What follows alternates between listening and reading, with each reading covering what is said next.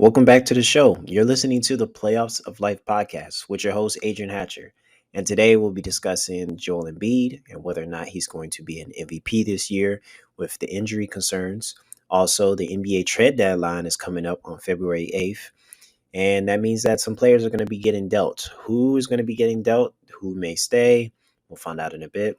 Also, the NBA draft. They have a 2-day event now. So instead of everything getting crammed in a couple of hours, we may get to see our top prospects coming out day one and then everybody else coming out day two.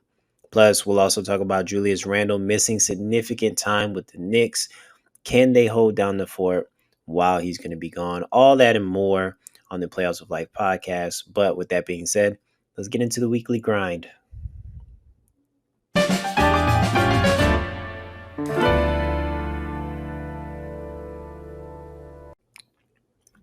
So Joel Embiid is an MVP candidate. I think we all can agree to that. But concerning this year, there were certain rules that were changed in the NBA, which means Joel Embiid, in order for him to qualify for him to earn that award, he has to play I believe it's a minimum of 65 games. And that doesn't look like it's going to be possible this year.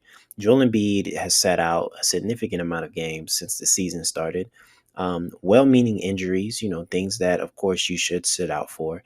There was some controversy earlier in the week about him sitting out the game versus the Denver Nuggets. But if we're being honest, when a player's hurt, they need to take that necessary time to make sure their body is right. And if you don't take that time, then we shouldn't really expect you to play 82 games. I don't really feel like any player should be playing 82 games and be expected to be 100% healthy. And with Joel Embiid being the person he is and the type of physicality he carries with his game, it just doesn't seem feasible for him to basically play that many games, if I'm being honest. We know his injury concerns, and we just know the type of player he is. So, with that being said, the NBA is basically going to have to give this award to somebody else. Now, there are other eligible people. We're not going to say Joel Embiid is the only person who probably deserves this award.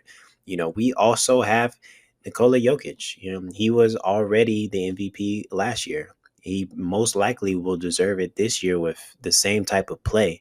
I believe he's even playing at an extra level this year. We're just so used to seeing triple doubles from this guy that it feels like it's just the ordinary day for him. But he is playing at an MVP level. And you also got Shea Gilgeous. I mean, come on now. This is probably the year for Shea Gilgeous. The team he's on is a top team in the West. They have, I believe they're trying to aim for the number one seed if they're not already the number one seed. Shea Gilgeous has done everything needed to basically create an MVP case. And he's in the running with what's going on with Joel Embiid. We may actually see him win this award at the end of the day. I wouldn't be surprised. He is basically carrying his team. He's the best player on the team, and watching him is truly a joy every single night. Watching him dominate these players and keep winning for his team. So he most likely has a good chance of winning this MVP award if Joel Embiid is not going to be eligible for it. There are other necessary and other people that probably deserve it as well. But it's something to look forward to. I believe there will be an announcement when Joel Embiid eventually sits out the necessary games and he won't be able to win it this year. It'll be sad considering that he's one of probably like two players this year to score 70 points. And you would think a player of that caliber should earn it, but these are the rules of the NBA, and they have to be followed in order to keep the balance. So, as we talked about before, the New York Knicks look like a perennial contender that are just missing that one last piece that can be attributed to the style of play with Tim Thibodeau. He's got the team playing great defense. You also have Jalen Brunson just playing out of his mind since he's been on the Knicks, and he's really developed into that number one go-to player on that team. You also have the play of Julius Randle, and that's what we're going to be talking about right now. Julius Randle is going to be out for multiple weeks. Majority of that time, the Knicks are going to have to play without him, and they're most likely going to have to adapt to OG Ananobi's style of play, since he's probably going to be taking that position for a Julius Randle. Now, how much does this affect the Knicks in terms of the standings? So right now, the Knicks are in a really good position in the East. They're one of the top, what, five teams in the East. They're battling for a top seed, and even in the games that Julius hasn't played, they've still been winning. Pieces on that team have been able to step up. I think Dante DiVincenzo, which is crazy, had put up like 30 something points. I believe it was like 33 points on like nine triples, making Madison Square Garden history, which is insane. Kudos to Dante DiVincenzo for that. But that's an example of players needing to step up. When star players go down, these are the moments where you see what the team is truly made of, because the other players are going to play the roles that they've already had there, but now they're either going to be asked to do more, or they're going to have to include people that have not seen that much playing time off the bench, or probably haven't performed at the level that people assume they were. You're probably going to have to see more of those type of players come into the game and replace the production that Julius brings. I mean, Julius pretty much averages like 25 something points, what, 15 rebounds, like ridiculous numbers.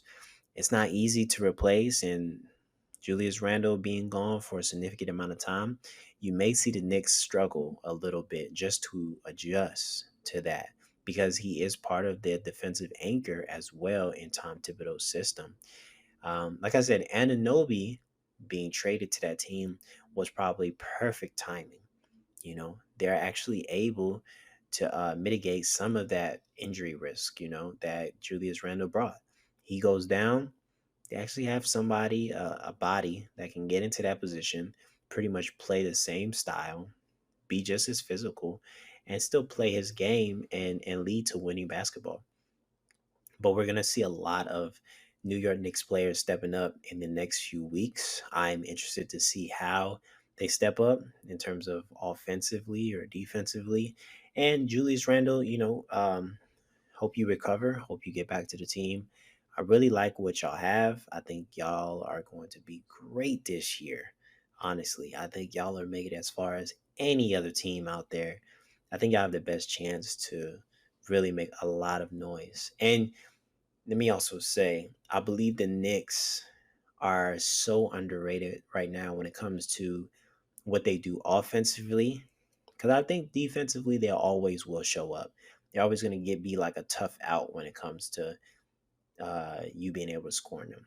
But it's, can you match it bucket for bucket? And for those top teams in the East, let's say, for example, like a Jason Tatum, man, like Jalen Brunson is no joke. This man can ball. Julius Randle can ball. Isaiah Hardenstein can ball. Ever since Mitchell Robinson went down with an injury, Isaiah Hardenstein has been playing his heart out. And he was coming off the bench. He wasn't averaging that much. He wasn't doing too much, but he stayed ready.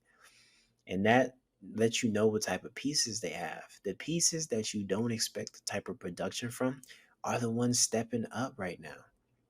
So I'm really excited for the Knicks. I think they're going to be able to stay afloat. I don't know if they're going to be winning at the pace that they were winning until Julius gets back, but nevertheless, I think the Knicks are going to be okay when it comes to finishing up the season.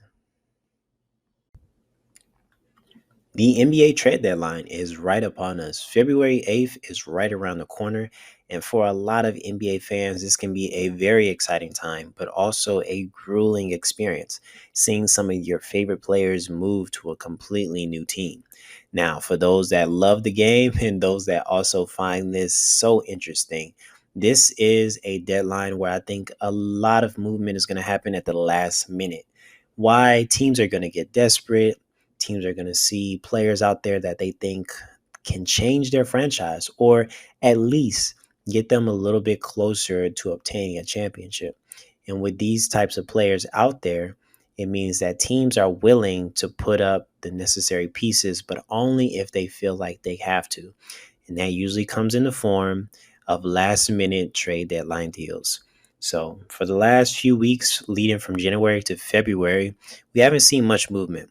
The movement we have seen has been pretty good. There have been trades such as an OG Anunoby to the Knicks. I think both teams, the Toronto Raptors and the Knicks, had a really good trade where OG went to the Raptors and they got back Emmanuel Quickley and they got back RJ Barrett, two young pieces that they can build up on. OG looks like a perfect fit with the Knicks.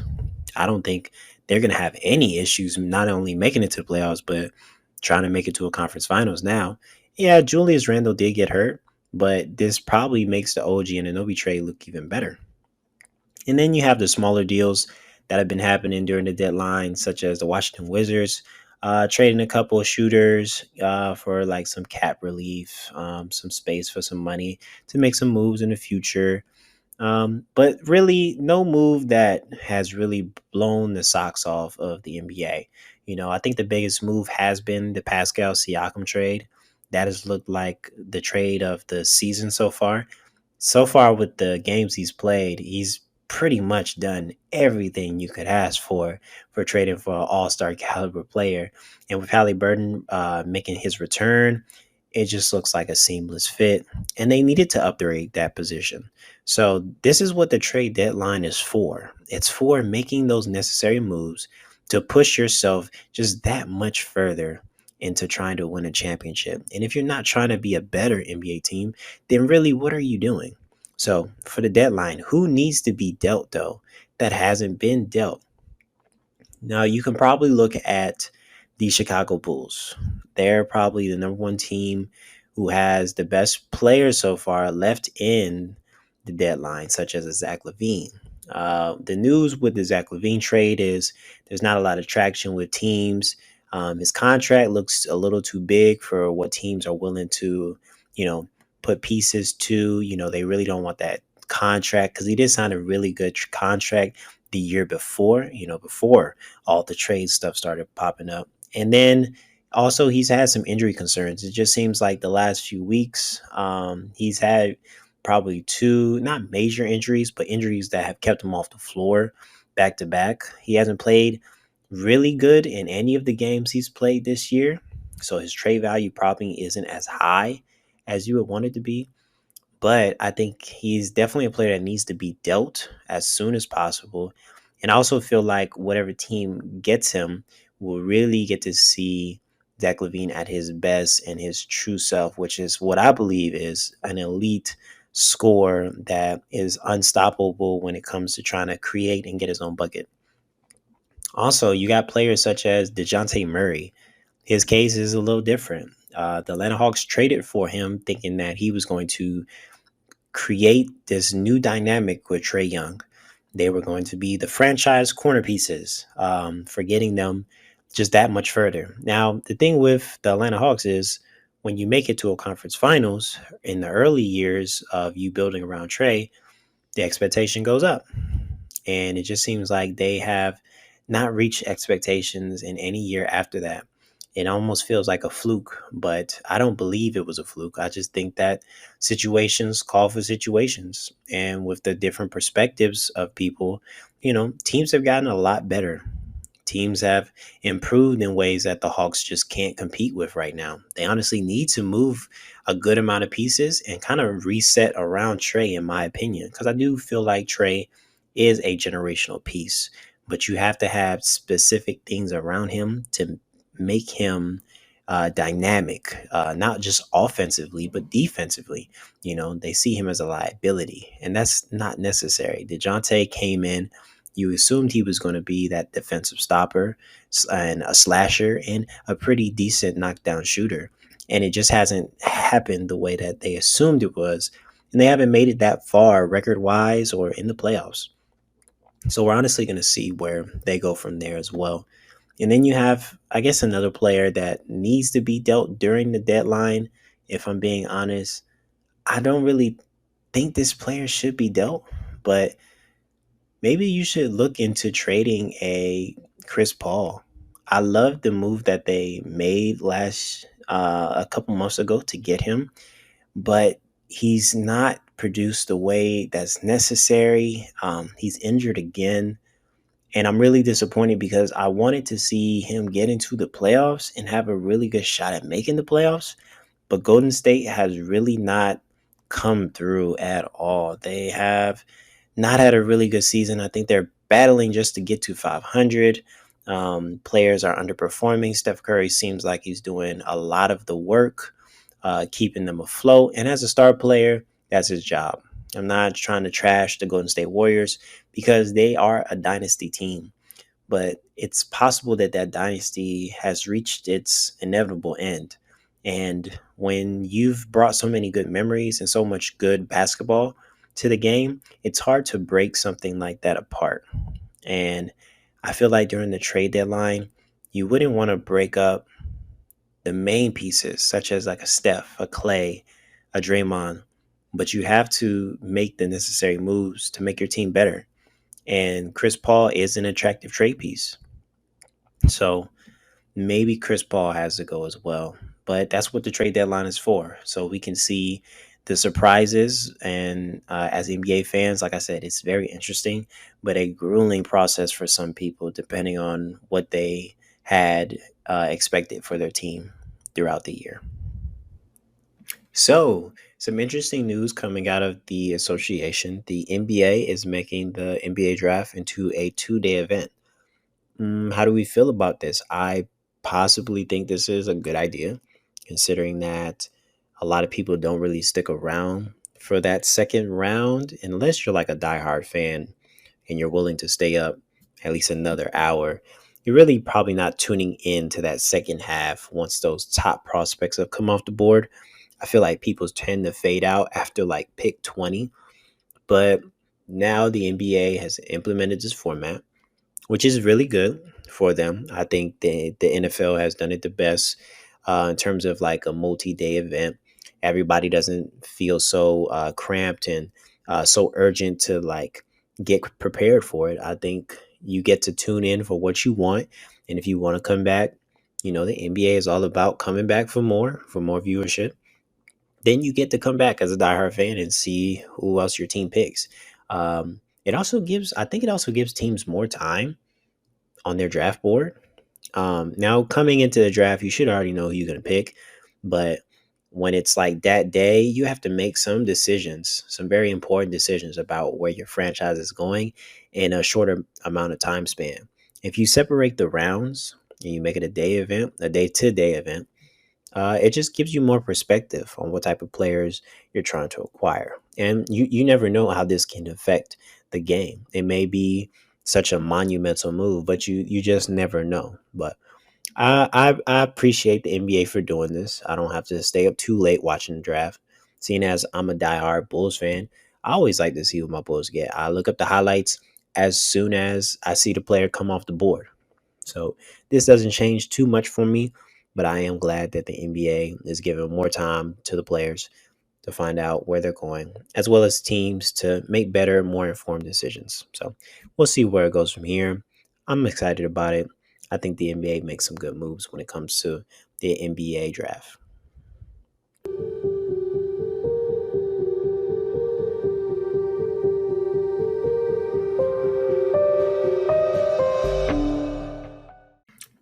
All right, let's get into the under the radar players of the week. The first player we have is April Sengun, who put up 31 points, 7 assists, and 12 rebounds to help the Rockets beat the Lakers 135 to 119. Now, the Lakers have been struggling a lot. They've been losing a lot.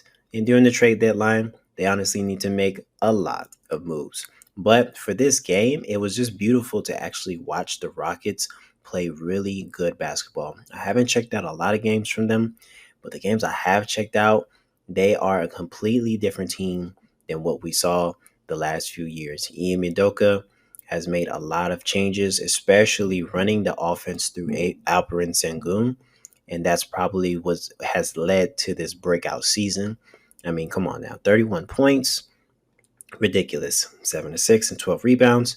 You pretty much are asking him to be the next Nikola Jokic.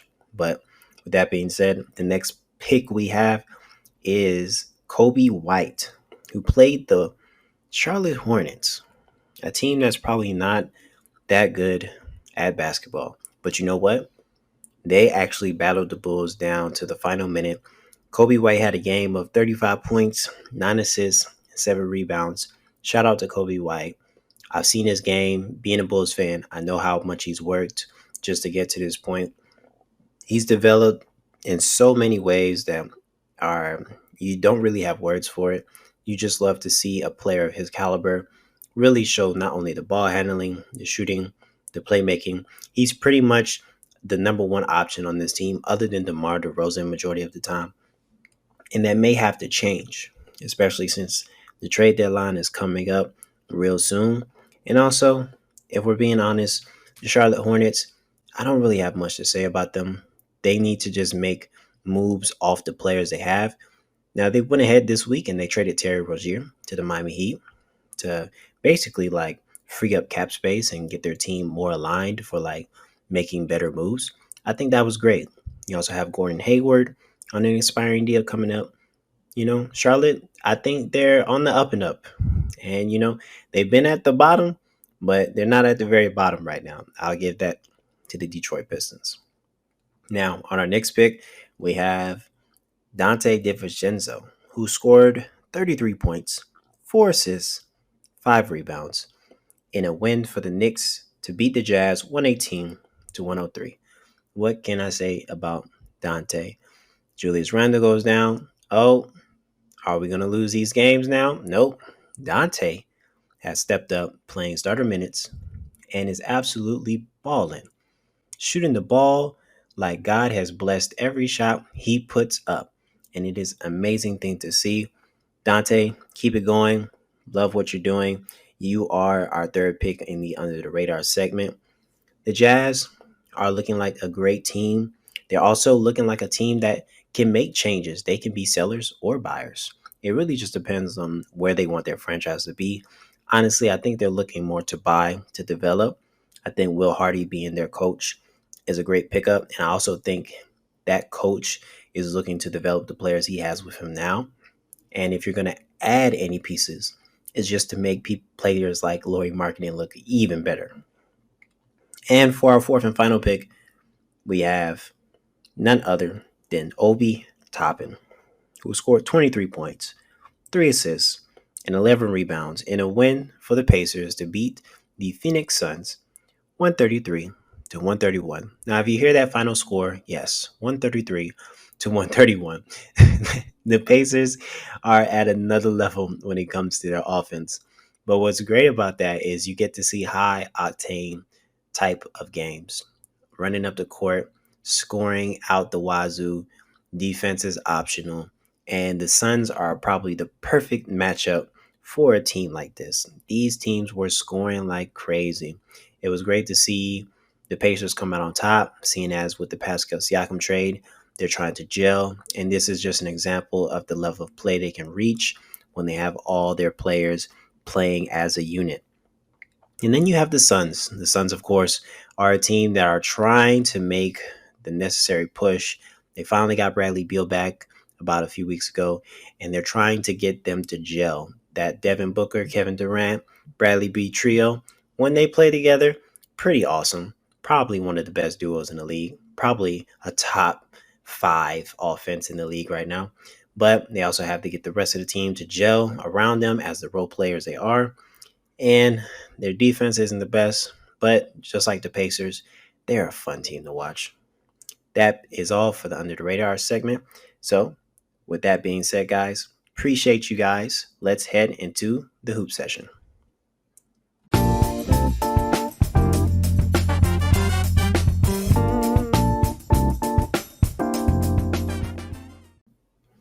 All right, for our hoop session this week, we have some games to look forward to that I think are going to be great basketball to watch throughout the entire week. So, for the day of February 4th at 6 p.m., the Clippers versus the Heat. The Clippers are looking to exert their dominance as they continue throughout the West.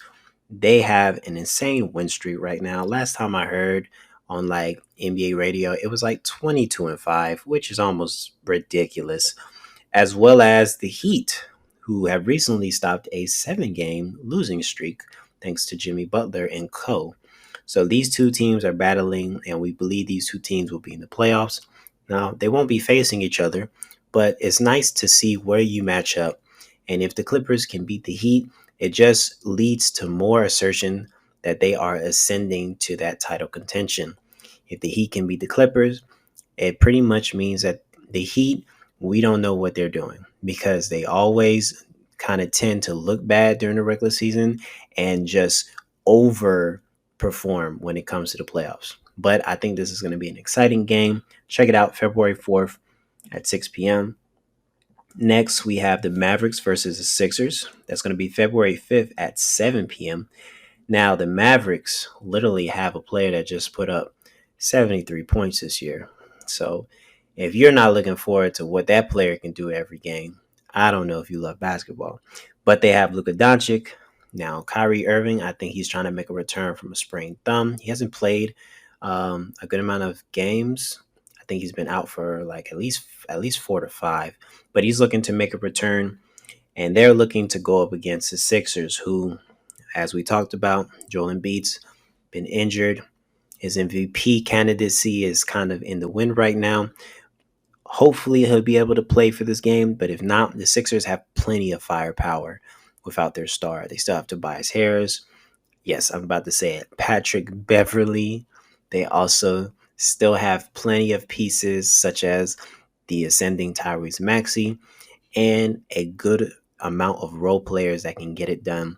Let's see if they can beat the Mavericks on February 5th at 7 p.m. Check that game out. Next game we got is the Bucks versus the Suns. Now, I know I brought up the Suns earlier, but let's just say this about the Suns. Even though I think they are a high octane offense, the one thing I always love to see when they play up against other teams is how they adjust defensively.